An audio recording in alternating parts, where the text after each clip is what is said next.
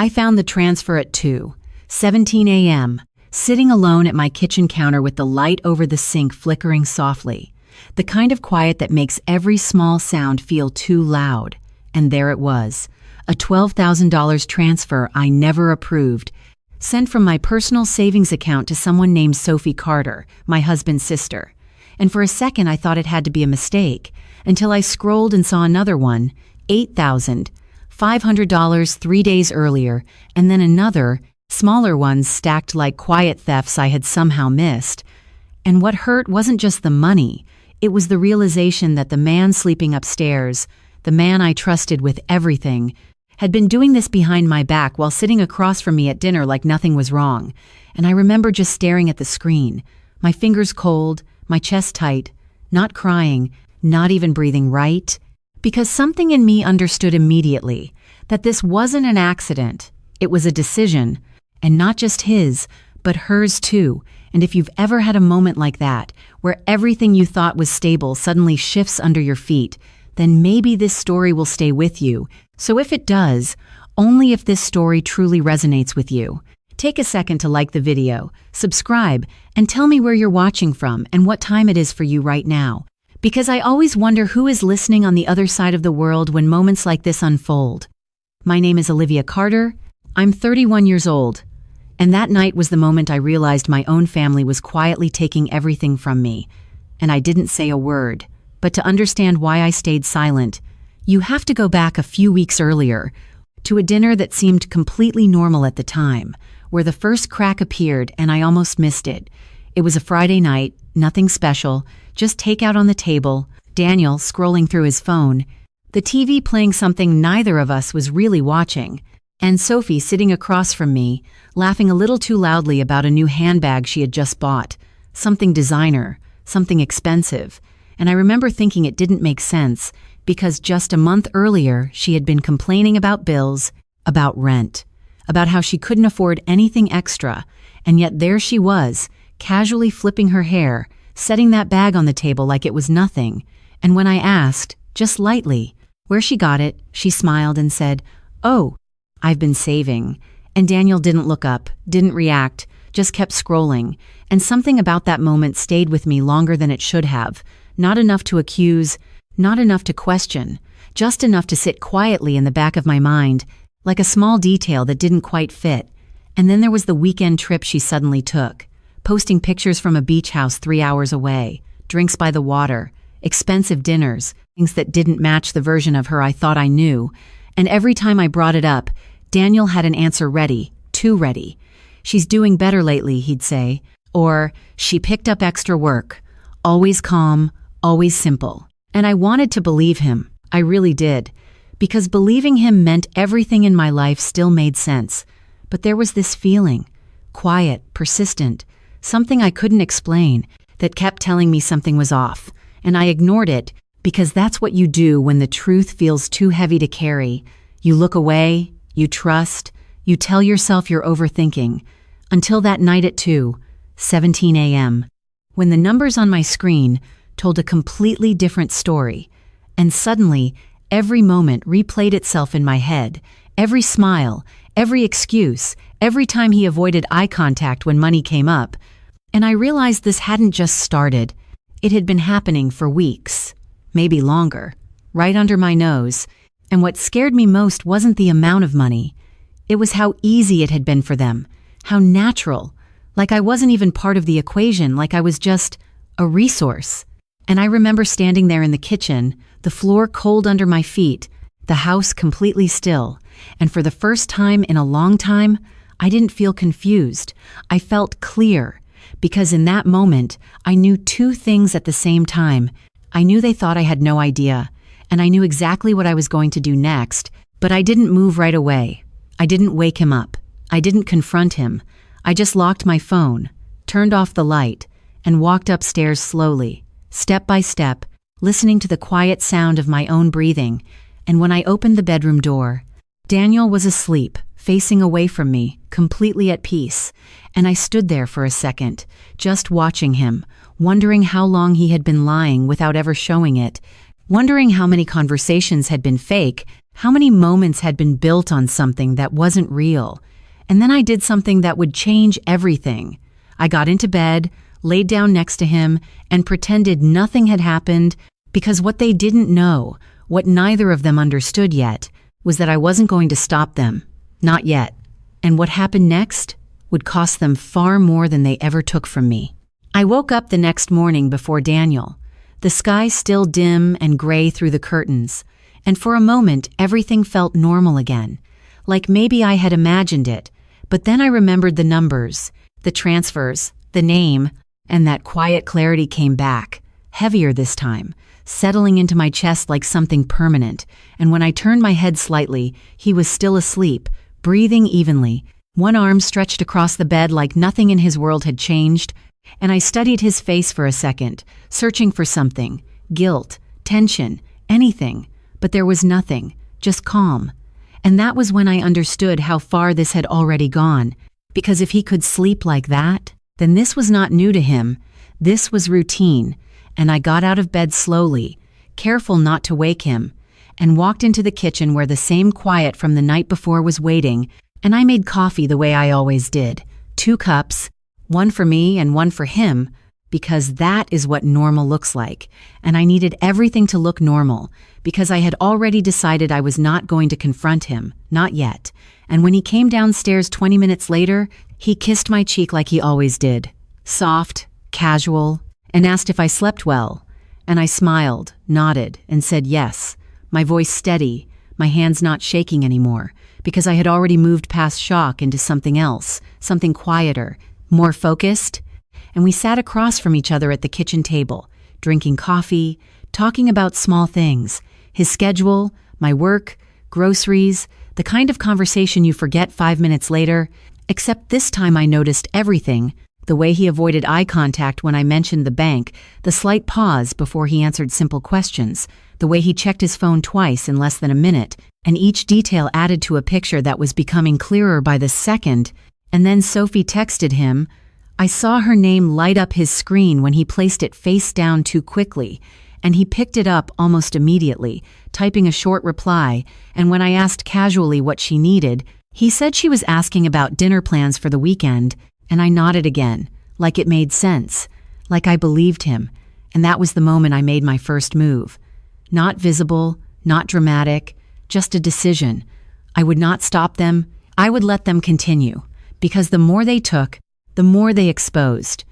And later that morning, after he left for work, I sat down with my laptop and logged into my bank account again, this time slower, more careful, going back further, not just a few days, but weeks, then months, and what I found made my stomach tighten in a way that felt colder than anger.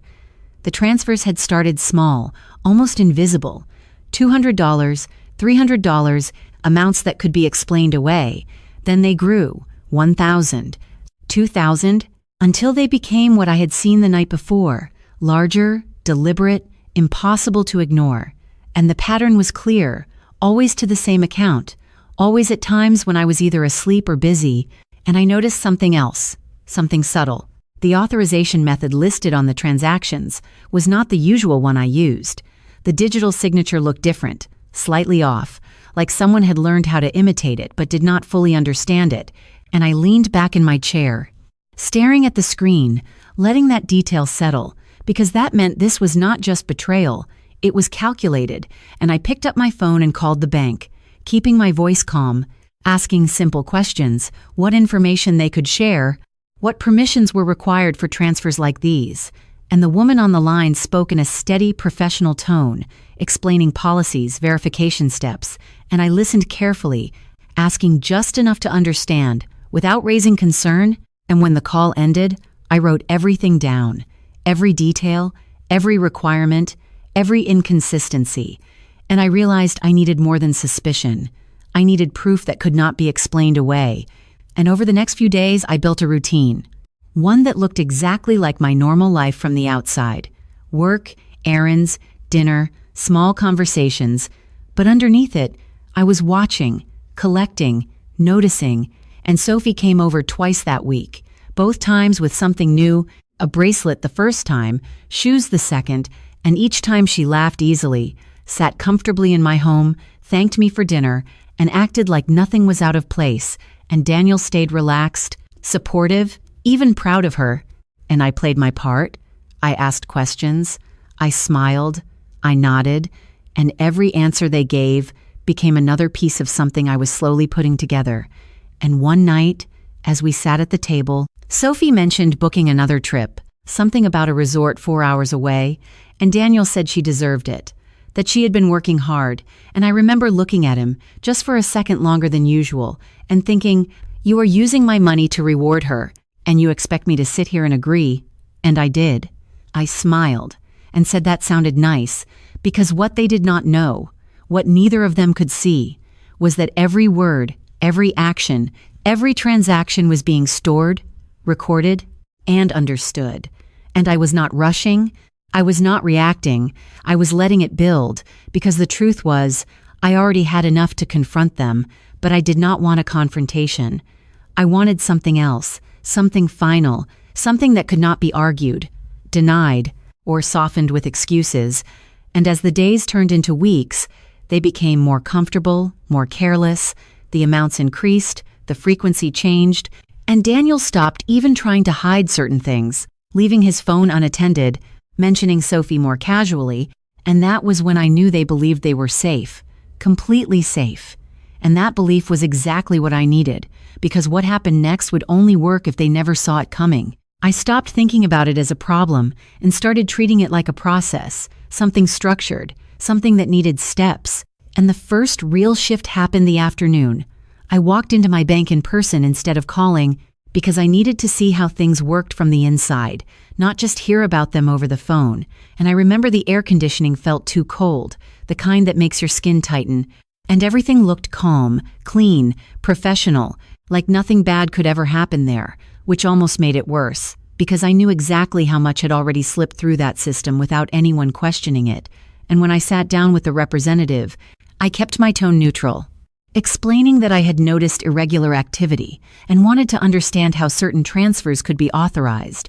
And she asked me a few verification questions, then pulled up my account, and I watched her expression change slightly, not dramatically, just a small pause, a shift in focus, and she said there had been multiple transfers flagged but not escalated, because they matched patterns that appeared authorized, and that word stayed with me, appeared, not confirmed, just accepted.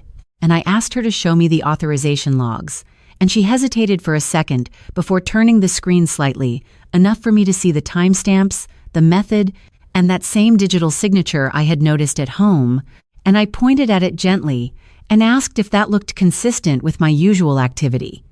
And she studied it for a moment longer this time, then said quietly that it looked similar but not identical, and that was the confirmation I needed. Not proof yet, but enough to move forward. And before I left, I requested formal documentation of all recent transfers, printed, stamped, and signed, something physical, something that could not be dismissed later. And when I walked out of that building, I did not feel angry. I felt precise, like everything was aligning into something I could actually use. And over the next few days, I added another layer. I scheduled a consultation with a lawyer, not because I wanted to take immediate action, but because I needed to understand what qualified as misuse, what counted as fraud, what could be proven, and what could be argued away. And the lawyer was calm, experienced, the kind of person who did not react to emotion, only to facts. And as I explained the situation, he asked simple questions. Who had access to your account? Who knew your login information? Had you ever authorized transfers on their behalf? And each answer narrowed the situation further, making it clearer, sharper. And when I showed him the documents, he looked at them quietly for a long moment, then said that if the authorization was not explicitly given and could not be verified as yours, then there was a legal basis to investigate. But timing mattered, evidence mattered more, and rushing could weaken everything, and that confirmed what I already felt. I needed to wait, to let them continue, to let the pattern become undeniable. And that night, when I came home, everything looked the same as always. The lights on, Daniel in the living room, his laptop open, Sophie's voice coming through the speaker as they laughed about something I could not hear fully. And when he saw me, he closed the laptop halfway. just enough to signal the conversation was ending, and I set my bag down, walked into the kitchen, and asked casually what they were talking about, and he said it was nothing important, just weekend plans, and I nodded, pouring myself a glass of water, listening to the silence that followed, because it was different now, heavier, more aware.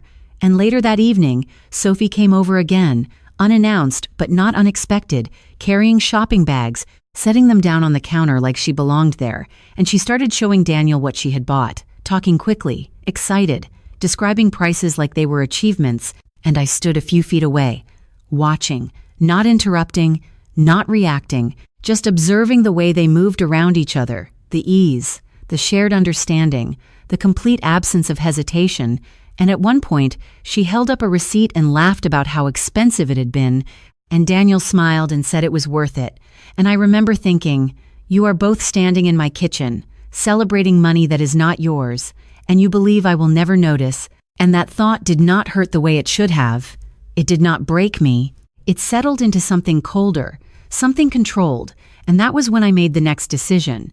I would not just collect evidence, I would let them build the case against themselves, and over the next week, I stopped checking my account every hour. I checked it once a day, calmly, recording each new transfer, each amount, each timestamp, building a timeline that told a story more clearly than any accusation could, and the numbers kept increasing. The pattern became obvious, and their behavior followed it perfectly. More spending, more confidence, more carelessness, and Daniel stopped hiding his phone entirely, leaving it on the table, answering Sophie's messages openly, as if secrecy was no longer necessary, and that was the shift I had been waiting for. The moment when people believe they are safe is the moment they expose the most. And one night, as we sat at dinner, he mentioned helping Sophie again, casually, like it was something generous, something normal.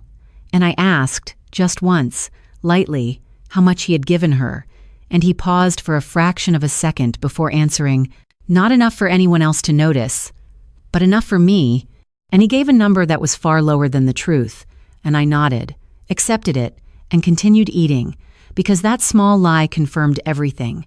And later, when I went to bed, I did not feel unsure anymore. I felt ready, not to confront, not to argue, but to finish what I had started, because what they still did not understand, what they could not see yet, was that this was no longer about the money. It was about what happens when trust is broken quietly and then returned just as quietly, but in a way they would never recover from. And what happened next would not come from anger. It would come from everything I had patiently built while they believed I was still the same person sitting across from them, unaware, unprotected, and completely in the dark. I chose the night carefully, not because I needed the right moment for myself, but because I needed the right moment for them, and it had to be a setting where they felt comfortable, relaxed, completely unaware of what was about to happen.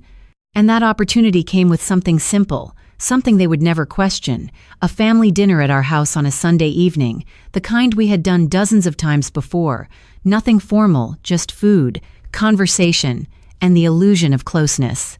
And I told Daniel earlier that week that I wanted to host, that it had been a while since we all sat down together, and he agreed immediately, almost too easily, like he was relieved that everything still seemed normal. And Sophie was even more enthusiastic, texting about what she would bring, what she wanted to cook, as if she had every right to walk into that space without hesitation, and I responded warmly, keeping everything smooth, predictable, exactly the way they expected it to be. And by the time Sunday arrived, the house looked perfect, the table set, the lights soft, everything in place. And if someone had walked in without knowing anything, they would have thought this was just another ordinary evening. But I knew better, and as the hours passed, I moved through each moment calmly, preparing food, setting plates, checking the time without appearing to check the time, because everything had already been arranged, everything had already been set in motion. And when Daniel came into the kitchen, he wrapped his arm around me lightly and said it smelled good, his voice casual, familiar, and I nodded, smiled, and continued stirring, because that version of me, the one he thought he knew, still had to exist a little longer. And when Sophie arrived, she walked in like she always did, confident, comfortable, carrying a bottle of wine and talking before she even fully stepped through the door. And I greeted her the same way I always had.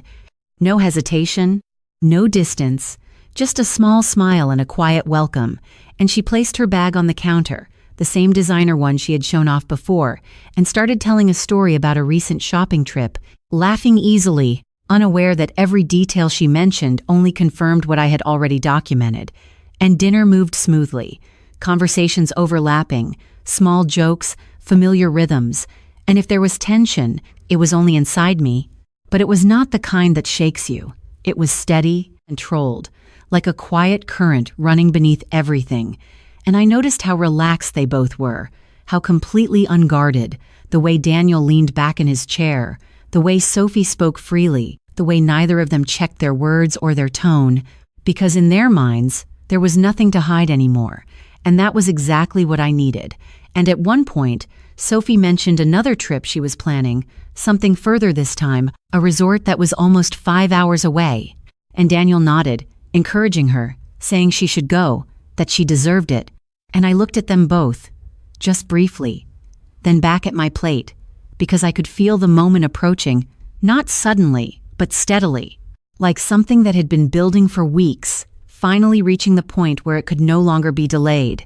And after dinner, as we cleared the table together, Daniel moved toward the living room, turning on the television, settling into the couch like the evening was winding down exactly as expected, and Sophie followed him, still talking, still laughing, and I took my time in the kitchen, rinsing dishes, drying my hands slowly, checking my phone once, just once, and seeing the message I had been waiting for, short, simple, confirming everything was in place, and for a second, I stood there, alone, the quiet of the kitchen wrapping around me, and I felt something shift, not doubt, not fear, just a recognition that this was the point where everything changed, not for me, but for them.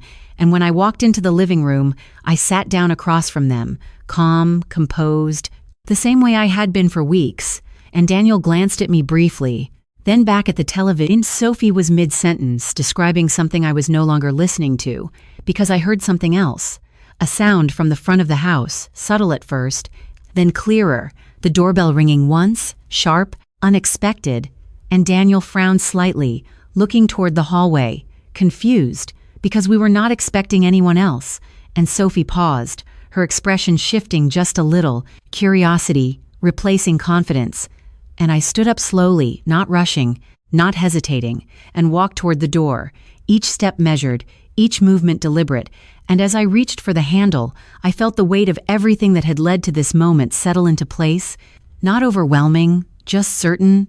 And when I opened the door, 2 people stood there, dressed professionally, calm, composed, holding identification in their hands, and I stepped aside without saying much, just enough to let them in, and as they entered, the atmosphere in the house changed immediately, not dramatically, not loudly, but unmistakably, like the air itself had shifted, and Daniel stood up from the couch, confusion turning into something sharper, and Sophie's voice fell completely silent, her eyes moving from me to them, trying to understand what was happening, and I closed the door behind them quietly, turning back toward the room, and for the first time that night, I did not need to pretend anything anymore, because what happened next would not depend on what I said.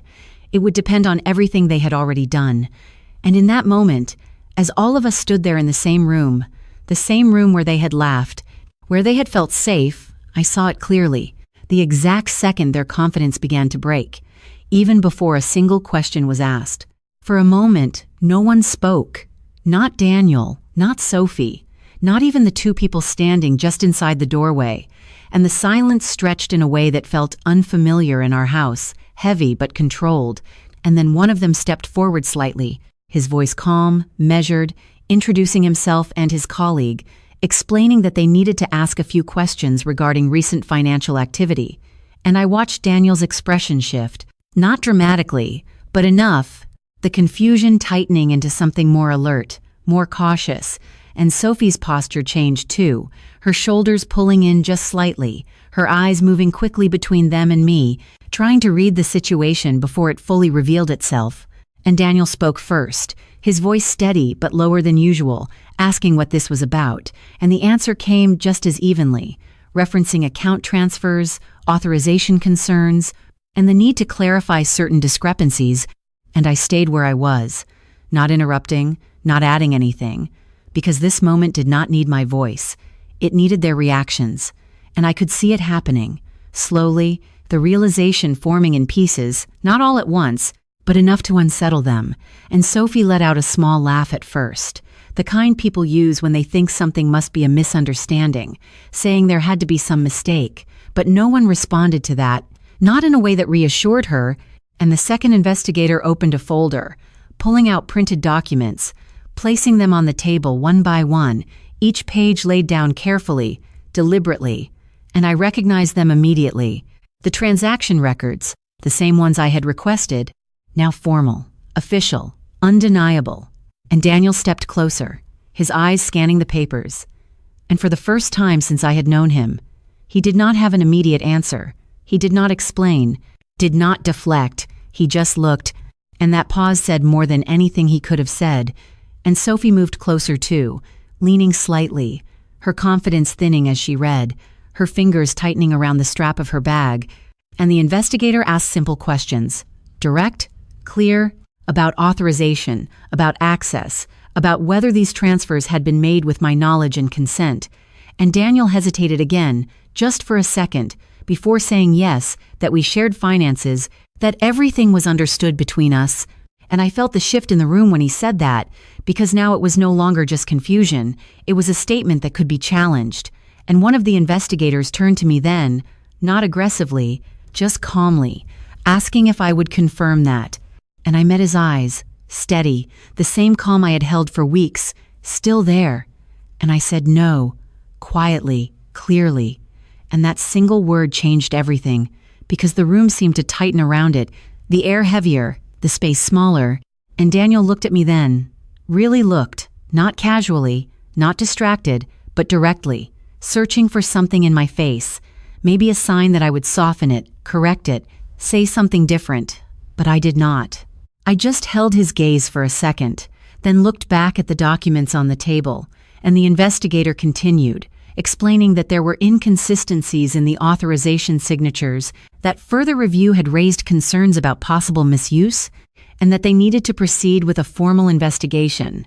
And the words were simple, professional, but the impact was immediate. And Sophie's voice broke in then, sharper this time, asking what that meant, what they were accusing her of, and the response was just as calm. Not an accusation, but a process, a review, a need for cooperation. And I watched as her expression changed completely, the confidence gone, replaced by something uncertain, something that had not been there before. And Daniel tried again, his tone shifting, more controlled, more careful, saying there must be a misunderstanding, that he could explain everything. And the investigator nodded slightly, acknowledging that, but explaining that explanations would need to be supported by verifiable authorization, and that the accounts involved would be temporarily restricted pending review. And that was the moment it landed, not just as a situation, but as a consequence, because Daniel's eyes flicked back to the documents, then to me, then back again, and I could see the calculation happening, the realization of what was no longer within his control. And Sophie stepped back slightly, her hands no longer steady, her voice quieter now as she asked what would happen next.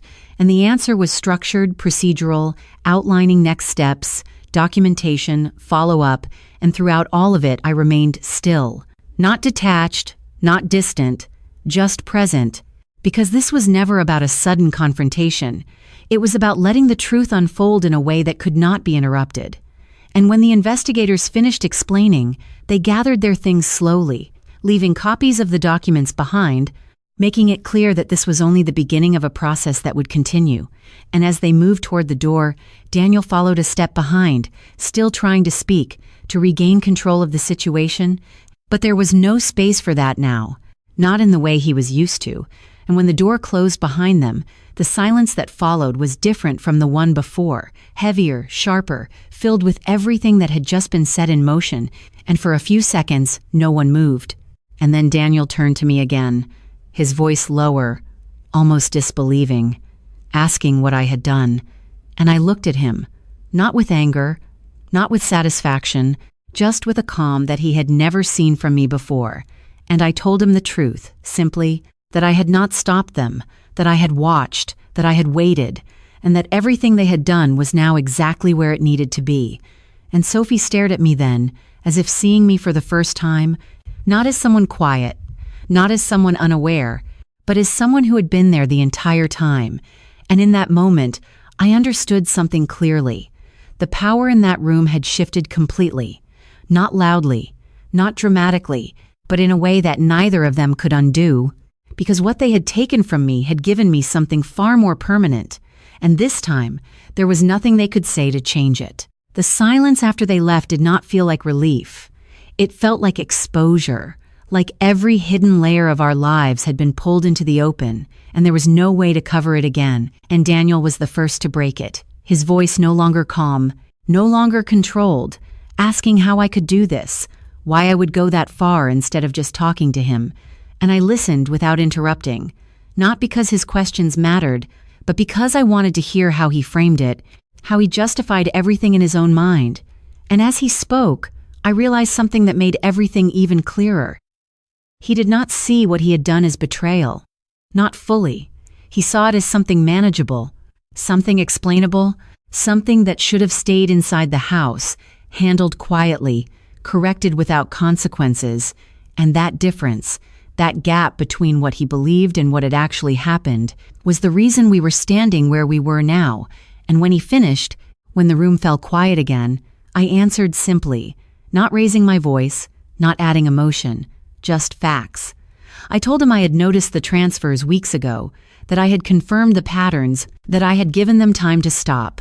And when they did not, I had moved forward, and Sophie reacted immediately, her voice sharp, accusing, asking why I had not said anything, why I had let it continue.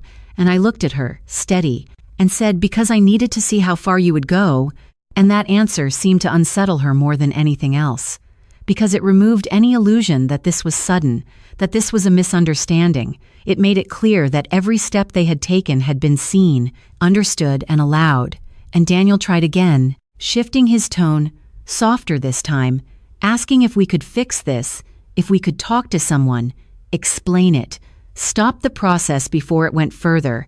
And I watched him carefully, noticing how quickly he moved from denial to negotiation, and I shook my head slightly, not in anger, just in certainty, because this was never about stopping something.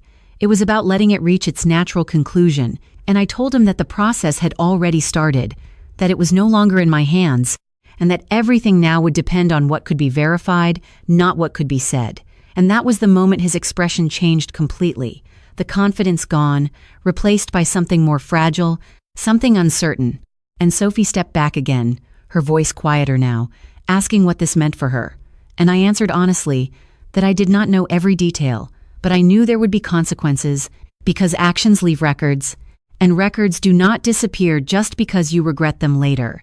And the room felt smaller then, not physically, but emotionally, like the space between us had collapsed into something that could not be repaired. And Daniel sat down slowly, running his hands through his hair, staring at the table where the documents still lay. And for a long moment, no one spoke. And I realized that this was the first time in weeks that I was not waiting for something, not watching, not collecting, just standing in the result of everything that had already happened.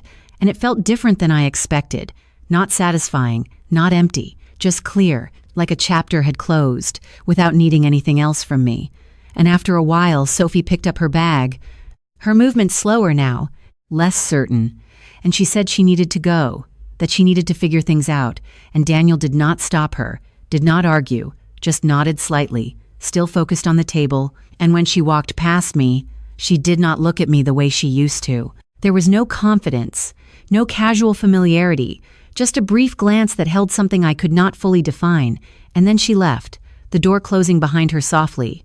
And the house felt quieter than it ever had, and Daniel remained where he was, not speaking, not moving, and I could see the distance between us more clearly than ever, not because of what had happened tonight, but because of everything that had led to it. And after a few minutes, he finally stood up, his voice low, asking if this was the end, and I did not answer right away, not because I did not know, but because I wanted to choose the words carefully, and when I did speak, I told him that this was not the end of something that could be fixed. It was the result of something that had already been broken for a long time, and that difference mattered, because it meant there was nothing left to repair in the way he was hoping, and he nodded slowly, as if he understood, even if he did not fully accept it, and then he walked away.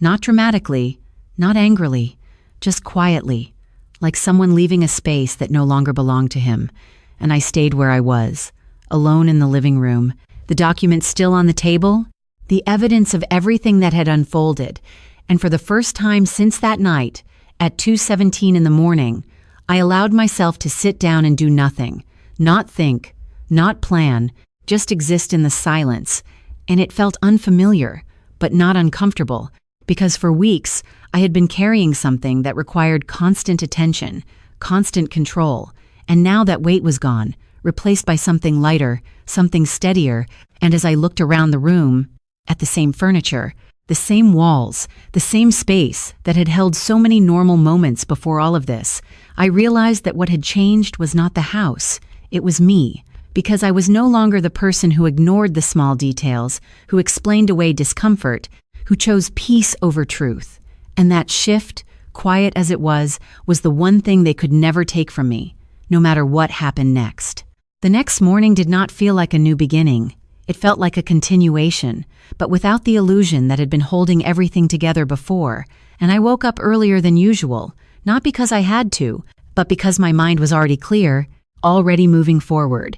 And when I walked into the kitchen, the house felt different, not empty, not cold, just quieter in a way that made everything more defined, and I made coffee again, the same way I always had, but this time I only made 1 cup, and that small detail settled into me more than anything else, because it marked something I did not need to say out loud, and when I sat down at the table, I opened my laptop not out of habit, but with purpose, checking my account, reviewing the transactions one more time, not because I doubted them, but because I needed to see the full picture, now that everything had shifted into the open, and the numbers were still there, unchanged, but they felt different now, no longer hidden, no longer something I carried alone.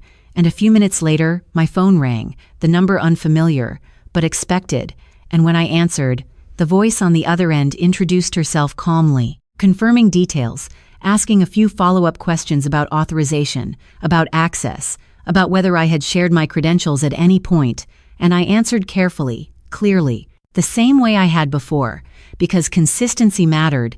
And when the call ended, she told me someone would be in touch again soon, that the review was ongoing, and that phrase stayed with me, ongoing, because it meant this was not a single moment.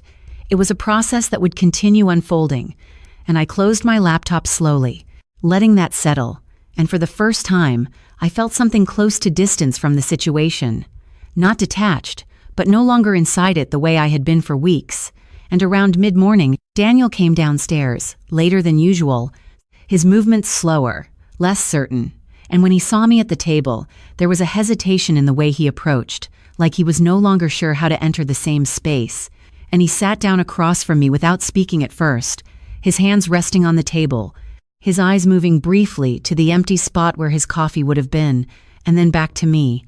And that small moment said more than any conversation could have, because it showed that he understood something had changed, something that could not be undone with explanations or apologies, and after a few seconds, he spoke, not loudly, not defensively, just quietly, asking what would happen next, and I answered the same way I had the night before, that it would depend on the process, on what could be verified, on how everything unfolded from here, and he nodded slowly, as if accepting that there was no shortcut through this, no way to move around it, and then he asked if there was anything he could do, and I paused for a second, not because I needed to think, but because I needed to be honest in a way that did not create false hope, and I told him that what needed to be done now was not something I could control anymore, that it was already in motion, and that answer seemed to settle into him in a way that removed whatever expectation he still had, and he leaned back slightly, looking around the room as if trying to see it differently, and then he stood up, saying he needed to make some calls, and I watched him walk away, not with anger, not with satisfaction, just with a quiet understanding that whatever came next for him would be something he had to face on his own, and later that afternoon, I stepped outside for the first time in what felt like days, even though it had only been hours, and the air felt sharper, clearer, like the world had continued moving while everything inside the house had been shifting. And I walked down the street slowly, not heading anywhere specific, just letting the movement create space in my thoughts. And I realized something as I walked, something simple but important. I was no longer waiting for them to make another move. I was no longer watching for the next transfer, the next sign, the next mistake, because that phase was over. And what remained was the outcome, the consequences, the part that did not require my constant attention. And that shift felt different than anything before it, because it gave me back something I had not noticed. I had lost time, and as I turned back toward the house, I noticed how normal everything looked from the outside. The same driveway, the same front door, nothing that would suggest what had happened inside. And that contrast stayed with me as I stepped back in, because it reminded me how easily things can look stable while something else is unfolding beneath the surface. And when I entered the living room, the documents were still there on the table, exactly where they had been left, and I walked over, gathered them carefully, placing them in a folder, not because I needed to hide them, but because I needed to organize what had already been done. And as I closed the folder, I felt something settle fully into place, not a sense of victory, not relief, just completion, like a process that had required precision, patience, and control had reached the point where it no longer depended on me. And in that moment, I understood that whatever happened next, whatever the investigation uncovered, whatever consequences followed, it would not change the one thing that mattered most. I had seen the truth, I had acted on it, and I had not allowed it to continue unchecked, and that was something no one could take from me, no matter how the rest of the story unfolded. The days that followed did not rush forward the way people expect after something like that. They moved slowly, almost carefully, as if everything was adjusting to a new reality that no one had planned for. And the first real change came in the form of silence, not the heavy kind from before, but a different kind, one that settled into the spaces where conversations used to be. And Daniel stayed in the house, but not in the same way. He kept his distance without being asked, moving around me like he was unsure of what was allowed now, what boundaries had shifted without being spoken. And we did not argue, we did not revisit what had happened, because there was nothing left to debate. Everything that mattered had already been laid out, documented, confirmed, and that absence of conflict felt more final than any confrontation could have. And a few days later, I received another call, this time more detailed, asking me to review specific transactions, to confirm timelines, to verify that I had not provided authorization at any point. And I answered the same way I had before, consistent, clear, because now every detail mattered. Every answer connected to something larger. And after the call ended, I sat for a moment longer than usual, holding my phone, realizing that this process was no longer something happening around me. It was something moving forward with or without my attention, and that realization brought a kind of calm I had not expected. Because for the first time, I did not feel responsible for the outcome, only for the truth I had already given. And later that afternoon, Sophie called, her name lighting up my screen in a way that felt unfamiliar now, and I let it ring once, twice, before answering, not to avoid her, but to give myself a second to decide how I would respond. And when I picked up, her voice was different, not confident, not sharp, but strained, asking if we could talk, if we could meet, and I listened without interrupting, letting her speak, because what she said mattered less than how she said it. And when she finished, I agreed to meet her the next day at a small coffee shop, about 10 minutes from the house, somewhere neutral, somewhere that did not belong to either of us. And when I arrived, she was already there, sitting near the window, her posture tighter than I had ever seen, her eyes scanning the room before settling on me. And I walked over calmly, taking the seat across from her, placing my bag down, and for a moment, we both just sat there, the quiet between us different than before, not comfortable, not hostile, just exposed. And she started speaking quickly, explaining that she did not realize how serious it was, that Daniel had told her everything was fine, that it was shared money, that it was allowed, and I listened, not reacting, because I had already heard these explanations in different forms. And when she finished, I asked her one question, simple, direct, if she had ever asked me herself, and she paused, her expression shifting slightly, and she said no, and that was all I needed, because it showed me exactly where the line had been crossed, not just in action, but in choice, and I told her that what happened next was not something I could change, that the process had already started, and that whatever came from it would be based on the facts, not on how anyone felt about it now. And she looked at me then, really looked, and I could see the realization settling in, not just about the situation, but about me. About the fact that I was no longer the person who would smooth things over, who would absorb the discomfort to keep everything intact, and that seemed to affect her more than anything else, because she nodded slowly, her voice quieter, saying she understood, even if she did not fully accept it. And when we left the coffee shop, we did not hug, we did not exchange anything beyond a brief acknowledgement, and that absence of closure felt more honest than anything else could have been. And when I returned home, the house felt the same as it had the day before, but I noticed something different in myself. Something that had shifted without me fully recognizing it until that moment. I was no longer carrying the weight of their choices. I was only carrying my own, and that distinction mattered because it meant that whatever happened next, whatever unfolded in the days or weeks ahead, it would not pull me back into something I had already stepped out of.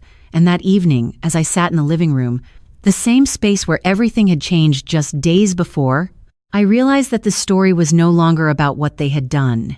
It was about what I had chosen to do in response.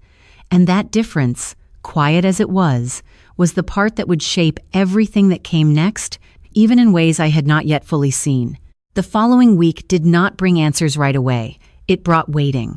And that kind of waiting feels different when you already know the truth, but do not yet know the outcome, because every small detail starts to matter in ways it did not before. Every phone call, every email, every silence carries weight, and I found myself moving through my days with a quiet awareness, not tense, not anxious, just alert in a way that felt steady. And Daniel had changed too, not in words, but in presence. He no longer tried to explain or justify anything. He kept his distance, respectful in a way that felt unfamiliar, like he had finally understood that whatever we had before could not be restored by conversation alone. And we lived in the same house but in different spaces, crossing paths without the ease that used to define our routine. And one afternoon, as I was organizing the documents I had collected, my phone rang again, the same number as before, and when I answered, the voice on the other end sounded more formal this time, more direct, confirming that the review had progressed, that inconsistencies had been verified, and that further steps were being taken, and I listened carefully, asking only what I needed to understand the process, not the outcome, because I had learned that the outcome would come on its own time. And when the call ended, I placed the phone down slowly, letting the information settle, and there was a moment, just a brief one, where I felt something close to release, not because it was over, but because it was moving forward in a way that no longer depended on me. And later that evening, Daniel approached me again, not with urgency this time, but with a kind of quiet acceptance, and he asked if I had heard anything new, and I nodded, sharing only what was necessary, not to inform him, but to acknowledge the reality we were both now part of, and he listened without interrupting, his expression calm but distant. And when I finished, he said something I had not expected. He said he wished he had stopped sooner, and I looked at him for a second, not to respond, but to understand what he meant by that, because it was not an apology. It was not regret in the way people usually express it. It was recognition, and that distinction mattered, because it showed that he finally saw the line he had crossed, even if it was too late to change anything, and I did not respond to it. Not because I wanted to ignore it, but because there was nothing left to say that would change where we were now, and the conversation ended there, not unresolved, but complete in its own way.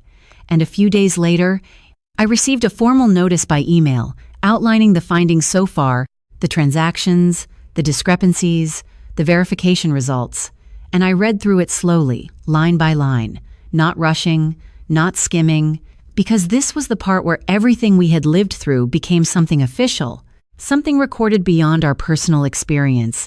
And as I reached the end, I realized something that surprised me. I did not feel anger. I did not feel satisfaction. I felt distance, like I was looking at something that had already happened, rather than something I was still inside of. And that shift was subtle but important, because it meant I was no longer defined by what had been done to me. I was defined by how I had responded to it, and that evening, as I sat alone in the living room, the same place where everything had unfolded, I allowed myself to think back, not to the moment of discovery, not to the confrontation, but to the weeks in between, the silence, the observation, the decisions made without anyone else knowing. And I realized that those moments had changed me more than the outcome ever could, because they forced me to see things clearly, without excuses, without distractions, and to act in a way that was deliberate, not reactive. And that clarity stayed with me as I looked around the room, the same walls, the same furniture, everything unchanged on the surface.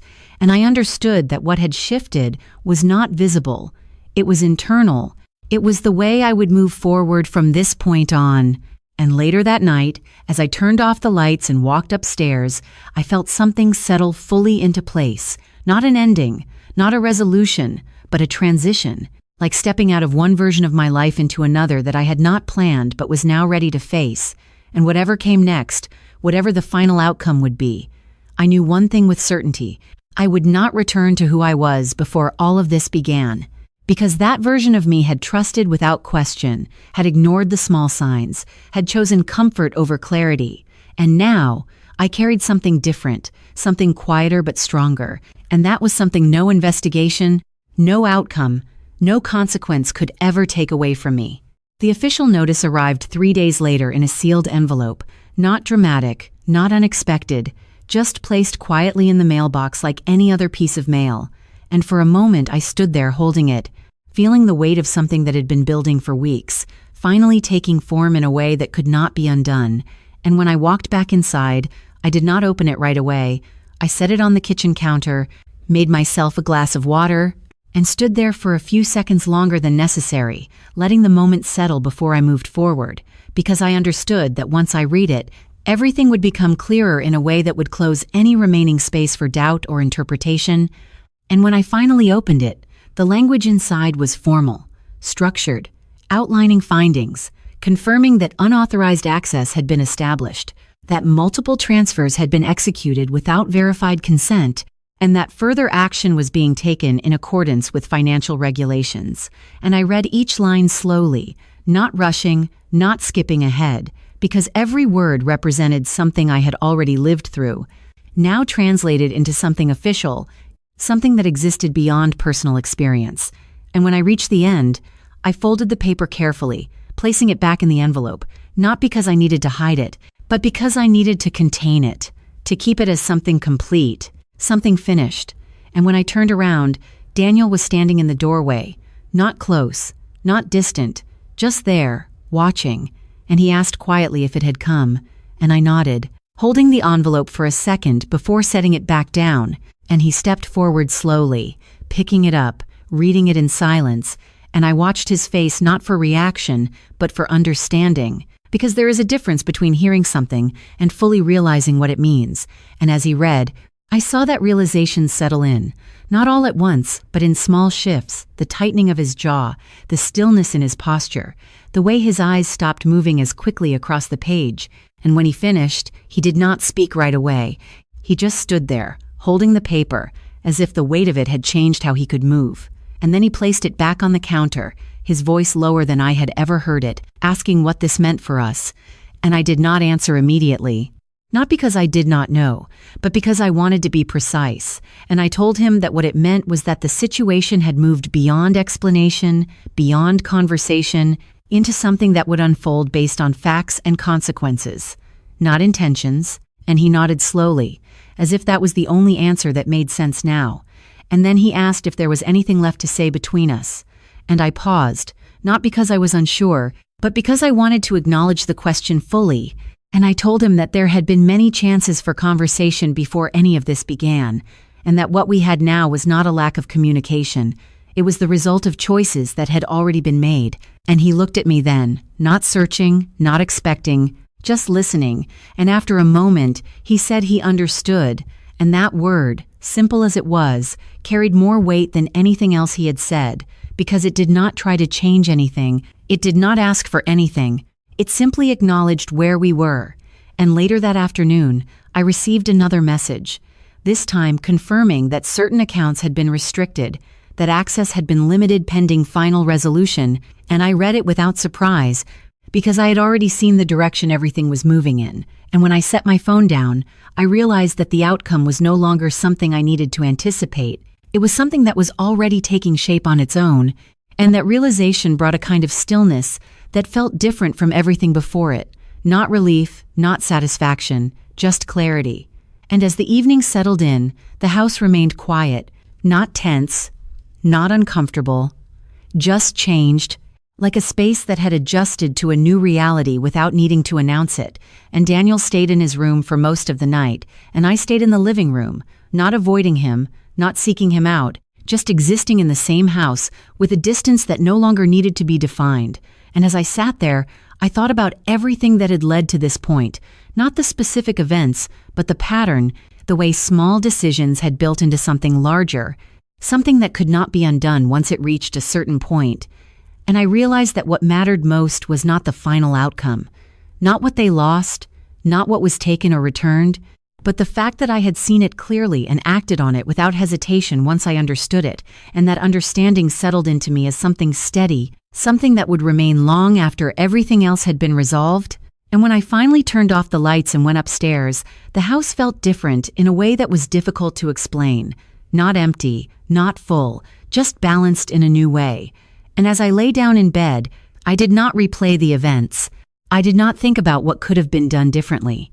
I simply let the quiet exist, because for the first time in a long time, there was nothing left to figure out, nothing left to watch for, nothing left to uncover, and that absence of uncertainty was the one thing I had been moving toward from the very beginning, even before I fully understood it myself. The next week brought a kind of stillness that felt unfamiliar, not because nothing was happening, but because everything that needed to happen had already been set in motion, and for the first time in a long time, my role in it was minimal, almost observational, and that shift created space, not empty space, but space that allowed me to see things more clearly, to notice details I had overlooked before, like the way the house felt different at certain times of day, the way silence could exist without tension, the way routine could continue even when the meaning behind it had changed completely.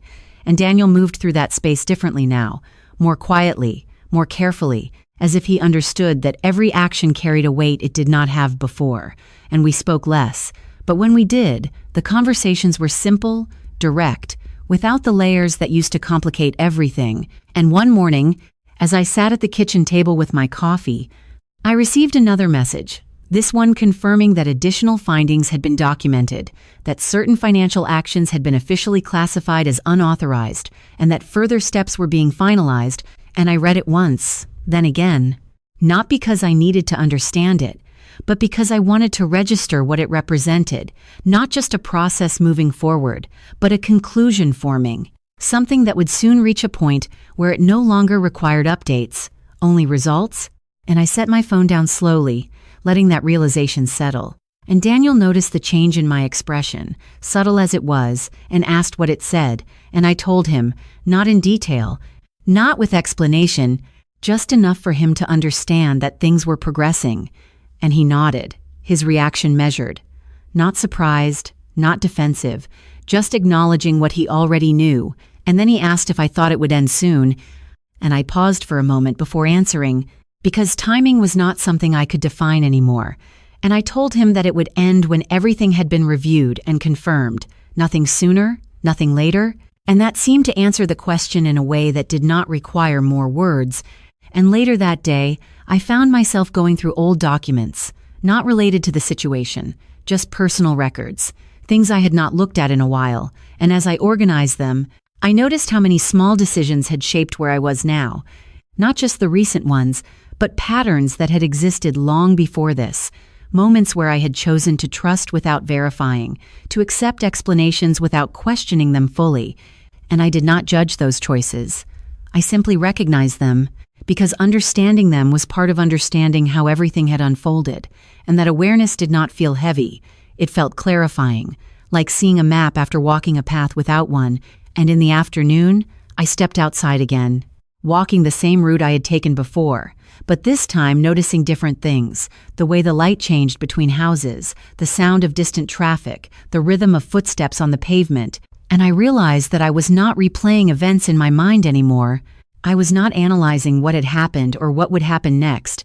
I was simply present in a way that had not been possible while everything was still unresolved. And when I returned home, the house greeted me the same way it always had, unchanged on the surface, but carrying a different meaning now. And Daniel was in the living room, sitting quietly, not working, not watching anything, just there. And when he looked up, there was no question in his expression, no expectation, just acknowledgement.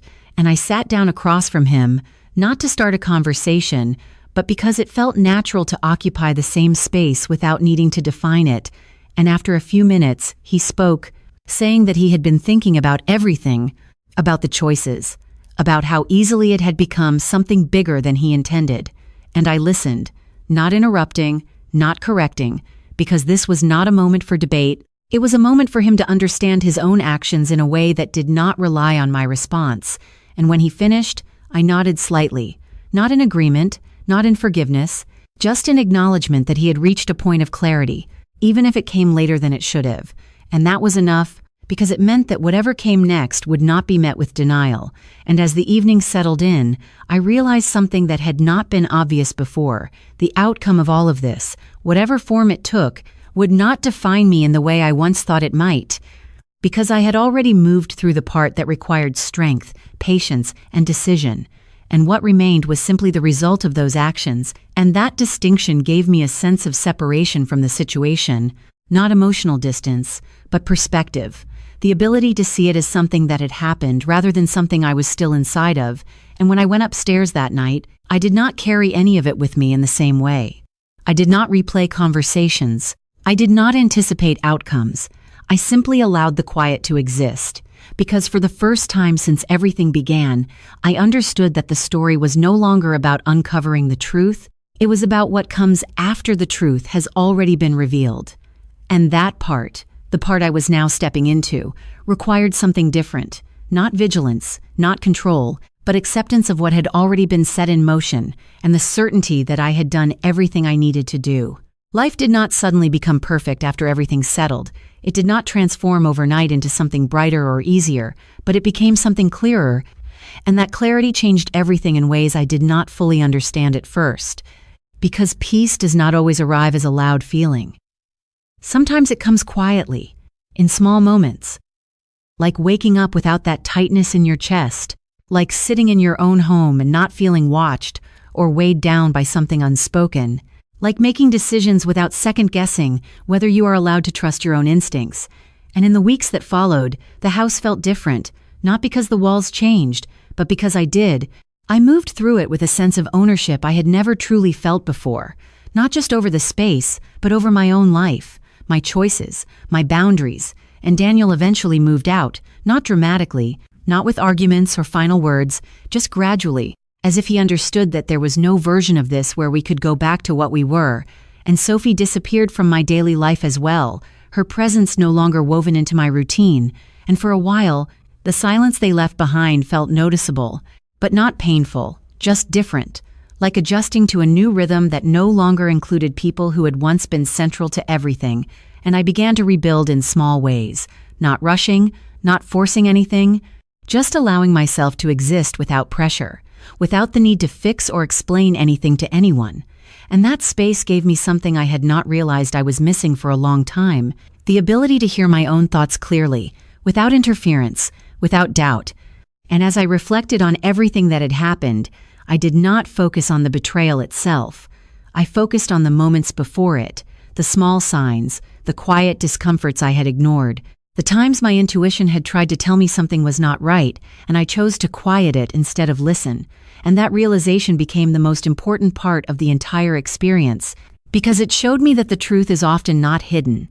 It is simply overlooked, softened, or explained away because we want to believe in the people we love, and there is nothing wrong with that. But there is a cost when we choose belief over awareness for too long, and if there is one thing I have learned from all of this, it is that boundaries are not about pushing people away. They are about protecting the part of you that deserves honesty, respect, and clarity, even when it is uncomfortable, especially when it is uncomfortable. And I also learned that protecting yourself is not selfish. It is necessary, whether it is your finances, your time, or your emotional energy. Those things are not meant to be given blindly. They are meant to be shared with people who understand their value. And if you are listening to this right now, and something in your life feels off, even in a small way, even if you cannot fully explain it, I want you to know that your intuition is not something to ignore. It is something to pay attention to, because it often sees what your heart is not ready to accept yet, and that does not mean you need to react immediately. It does not mean you need to confront or break everything apart, but it does mean you should not dismiss it. You should not silence it just to keep things comfortable, because comfort built on uncertainty is not real stability. And I know how difficult it is to face something that might change everything. I know how easy it is to stay quiet, to hope it will resolve on its own, to believe that things will go back to normal. But sometimes the strongest thing you can do is not to hold on. It is to see clearly and act, when the moment is right, in a way that protects you, not in anger, not in revenge, but in truth. And if you are in a place right now where you feel unsure, where you feel like something is not right but you cannot fully name it, I want you to take a breath and remind yourself that you are allowed to ask questions. You are allowed to seek clarity. You are allowed to protect what is yours. And you are allowed to walk away from anything that requires you to ignore your own worth, because your value is not something someone else gets to define. It is something you carry within you, even when others fail to recognize it.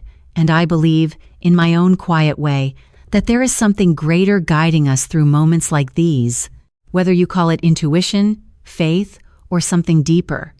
It shows up when we are ready to listen, and it leads us towards something better, even if the path there is not easy. And so wherever you are right now, whatever you are going through, I hope you give yourself the same patience, the same understanding, and the same strength that I had to learn to give myself, because healing does not come from pretending nothing happened. It comes from facing it, learning from it, and choosing not to lose yourself in the process. And if you have stayed with me through this story, truly listened, truly felt it, then I want to thank you, not just for your time, but for your presence. Because stories like this are not just about one person. They are about all of us who have ever trusted, ever doubted, ever had to find our way back to ourselves. And if this story spoke to you in any way, you can share where you are watching from and what time it is for you right now, because I always find comfort in knowing how far these moments travel.